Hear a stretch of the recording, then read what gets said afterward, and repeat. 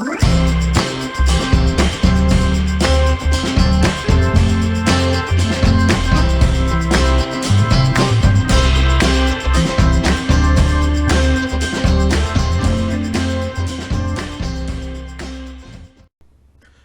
and welcome to the Gamer's Closet. I'm your host, Douglas Weed, and today we're going back and talking about Checkers. Checkers is a game that is currently in public domain. The edition I have here is the Milton Bradley edition, one of the many editions that were printed.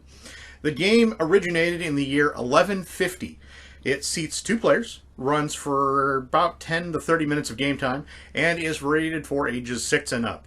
But let's dig into it a little further, shall we?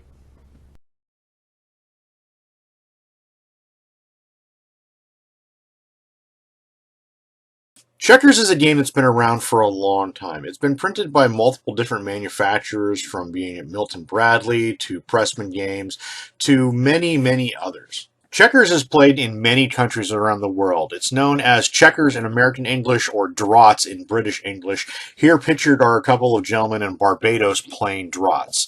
Checkers is a strategy board game for 2 players which involves diagonal moves for uniform game pieces and mandatory captures by jumping over your opponent's pieces.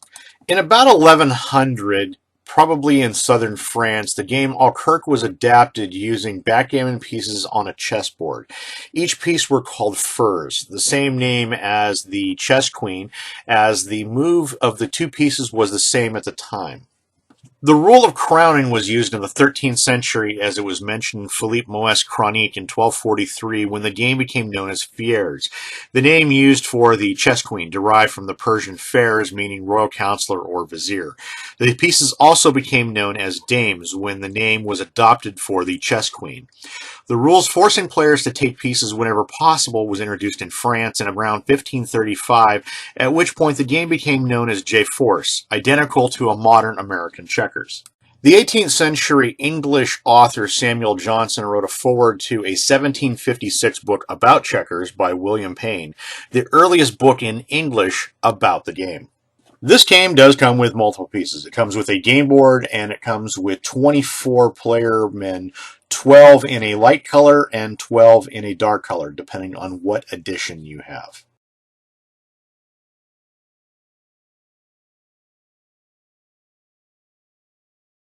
To set up this game, place the board between 2 players so the first square on each player's right-hand corner is a light-colored one.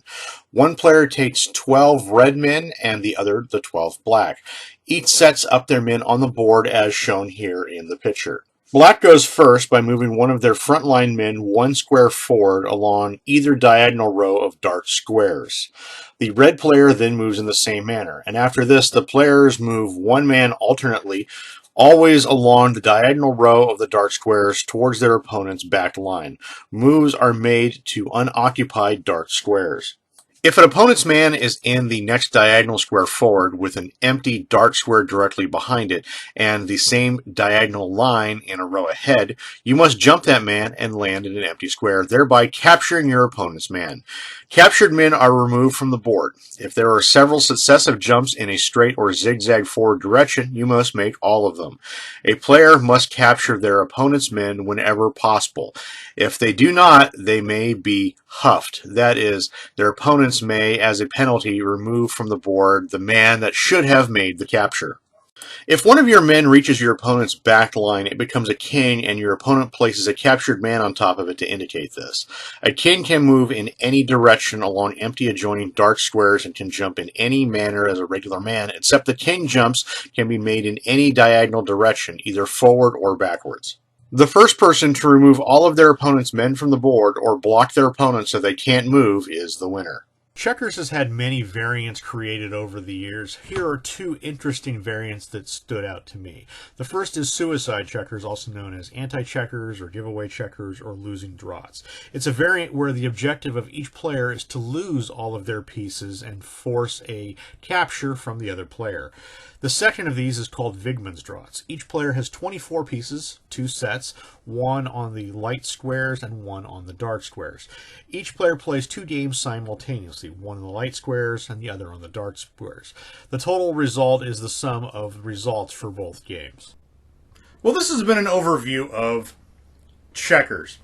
Checkers, like I said, is a game that's in public domain. It's printed by about every manufacturer you can think of, and it is still in print today. Checkers is a very basic strategy game. Generally, it's where most people start playing board games. I know it's kind of where I started at originally. I have many fond memories of playing checkers on rainy days with my grandmother as a kid. So it's a good starter game for kids.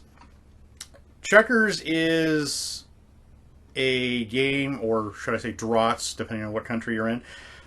It's a game that is a good starter game for kids. If you want to get them into gaming, this is a really good option for you. If you want them to learn basic strategy, how games work, things like that, again, this is kind of where you want to start at. It leads to a lot of other games in the future. You can play chess off of this. You can play backgammon, Parcheesi, Stratego. You can get a lot of stuff out of checkers. It's a pretty basic game. There have been so many editions. You can find it online, $10, maybe $15, something like that. It's relatively easy to find. Just about every store that sells board games has a copy of Checkers that you can pick up. There are travel editions. You can play it online. I mean, like I said, it's everywhere. Checkers is one of those games that's not going away anytime soon. Now, it's a good game if you want to play, say, teach your kids how to do gaming. I know schools do offer teaching this game and play this game. It's a good family game, especially if it's just a one-on-one. You want to play something real quick with your kids. If you have a friend that you want to bring over and you have a really, really light game night, again, Checkers is an option for you because, like I said, it's a two-player game. But it's a game that you can actually spend some time on, have a good time with it, and it's never boring. So Checkers is always a good option. If you haven't played Checkers before, I don't know what rock you've been hiding under, but there are so many versions of this game out there, so many different rule variations. Most people have played at least one of them in their lives. So if you haven't played this before, I would strongly recommend picking up a copy of it. It's a game I enjoy, especially when I want to really relax to really low gaming evening. I don't want to dig deep into a Euro game that has 10,000 pieces and I want something simplistic. I'll dig a checker game out.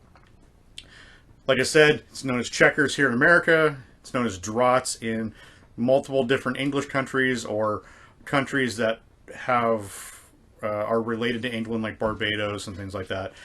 But like I said, if you haven't picked up Checkers or draughts before, I would recommend playing this game. Well, that's it from us here at the Gamer's Closet. We'd like to thank you for checking out our video on Checkers from Milton Bradley. If there's a game in the future you'd like us to review or go over, please put it in the comments below. Please hit subscribe so that way you can be the first to check out our future content. And as always, please have a great gaming day.